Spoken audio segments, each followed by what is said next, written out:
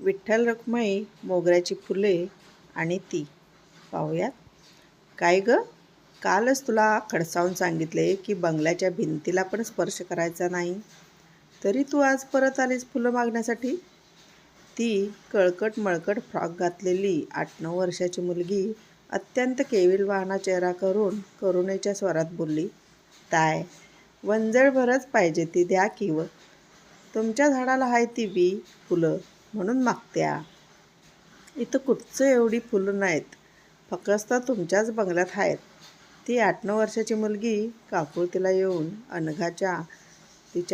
अनघाला तिच्या बंगल्यातील मोगऱ्याची फुले मागत होती. अनघा, नाही म्हणून सांगितले ना, निघ निघ इथून, असं म्हणत अनघा बंगल्यात गेली. कुठून कुठून येतात फुलं मागायला, काय फुकट येतात का, असं एकटीच बडबडत होती.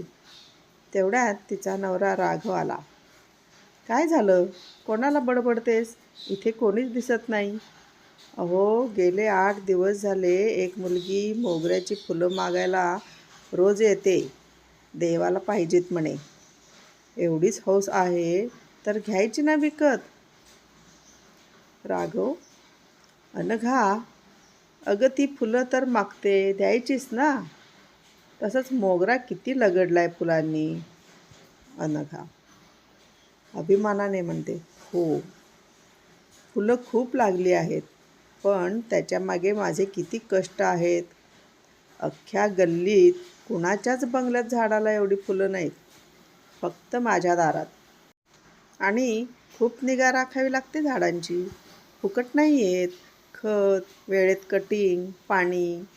आणि तुम्हाला माहिती आहे ना, मी रोज पूजा करताना देवाला भरपूर फुलं वाहते. सगळ्या देवांच्या फोटोंना ताजे हार घातल्याशिवाय पूजा केल्याचं समाधान नाही मिळत. राघव, अगं, एक फूल वाहिलं तरी देवाला पुरेसं असतं. दिलीस 4 फुलं त्या मुलीला तर जाणार आहेत देवाच्याच पायाशी. तू वाहिली काय आणि त्या छोट्या मुलीने, देव तर एकच आहे ना. अनघा, ओ, तुमचं लॉजिक तुमच्याजवळ ठेवा, माझे कष्ट आहेत त्यामागे. अनघा, एक सांगू, असं दारातून रिकाम्या हाताने पाठवू नये कोणाला. आणि काय, फुलं तर मागते, तिने कुठे तुला जेवण किंवा पैसे मागितले. आपल्याकडे आहे त्यातलं थोडं द्यायला मनही मोठं लागतं. अनघा, तुला समजवायचं काम केले, ऐकायचं का नाही ते तूच ठरव. अनघा, बरं, उद्या आली मागायला तर देईन 4 फुलं, तेही तुम्ही सांगता म्हणून. राघव, बरं, पण जरा प्रेमानं दे, रागे नको भरू त्या छोट्या मुलीला. अनघा, दुसऱ्या दिवशी सकाळी सकाळी दारात ती मुलगी उभीच, राग आलेला, पण राघवसाठी देते. अनघा, ए मुली, थांब तिथंच, देते फुलं. छोट्या पिशवीत 15-20 फुलं तोडून टाकली. तिच्याजवळ जात उद्यापासून यायचं नाही फुलं मागायला, असं तिने सांगितलं. ती मुलगी अडखळत अडखळत, ताय, ते 8 दिवस फुलं पाहिजे ती, देशीला का. अनघा, 8 दिवस रोज कशाला. ते कोपऱ्यावर महादेवाचं देऊळ आहे बघा, तिथं द्याला. मायला पाहिजे होती. तिची नजर खाली पायाकडं, चेहऱ्यावर निर्विकार भाव. ती बोलली, आवाज खूप लागवी होता, हळू, माय, देवाला बोलली हाय, 8 दिवस ताजी फुलं पायाशी घालीन. अनघा, मनात म्हणते म्हणजे नवस. तिला जोरात ओरडत, देवाला अर्पण करायला मागून फुलं, घे जाना विकत, देवळाच्या बाहेर मिळतात 5-10 रुपयात. मुलीचा चेहरा खाडकन उतरला. ताय, ते पैसे रोज एवढं. अनघा, कळलं, नाही आहेत ना पैसे, बोलताच कशाला गं मग असं देवाला. आपल्या कृतीनुसार बोलावं. ती काहीच न बोलता फुलांची पिशवी घेऊन खाली मान घालून निघून गेली. अनघाला मात्र आपण जरा जास्तच बोललो ह्याची सल मनाला लागली. उद्या येईल का? नाही येणार बहुतेक. किती बोललो, तेही फुलांसाठी. आज ताजी असणारी फुलं नाही तोडली तर उद्या सुकून कोमेजून तर जाणार आहेत. तिनं खिडकीतून बाहेर पाहिलं. मोगराही थोडा नाराजच दिसला. जाऊ दे, उद्याचं उद्या बघू, असं म्हणत ती कामाला लागली. दुसऱ्या दिवशी सकाळी दारात ही बया उभीच. अनघाला मनात खुश वाटलं. आली बाई आज परत. ताय, तिने हाक मारली. अनघा, हो आले, देते फुलं. कुठं राहतेस ग? ती मुलगी बोलते. गावाच्या बाहेर पडकीत साळा हाय तिथं. अनघा, घरात कोण कोण आहे? मुलगी, माय, बा, मोठी बहीण, 2 भाव, आजी बी हाय, पण ती लांब गावी असत्या. अनघा, बरं बरं, घे फुलं आणि निघ. ती मुलगी, जीत आहे. 8 दिवस न चुकता ती मुलगी फुलं न्यायला येत होती.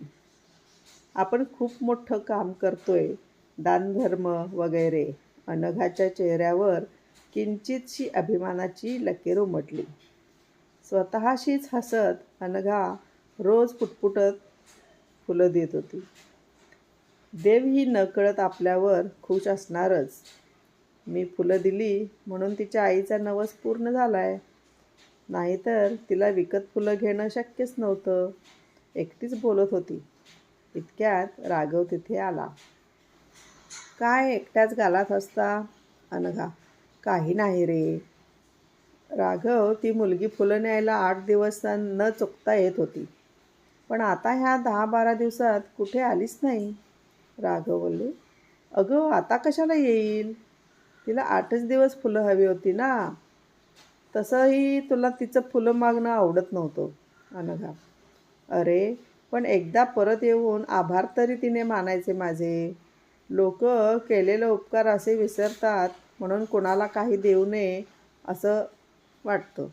तू सांगितलेलं ना, म्हणूनच न चिडचिड करता फुलं दिली 8 दिवस. रोज. राघव हसला. अनघा, काय झालं? राघव, काही नाही. तेवढ्यात बाहेरून हाक आली. ताय व ताय. हा तर त्या मुलीचा आवाज. दोघंही बाहेर आली तर दारात ती मुलगी उभी.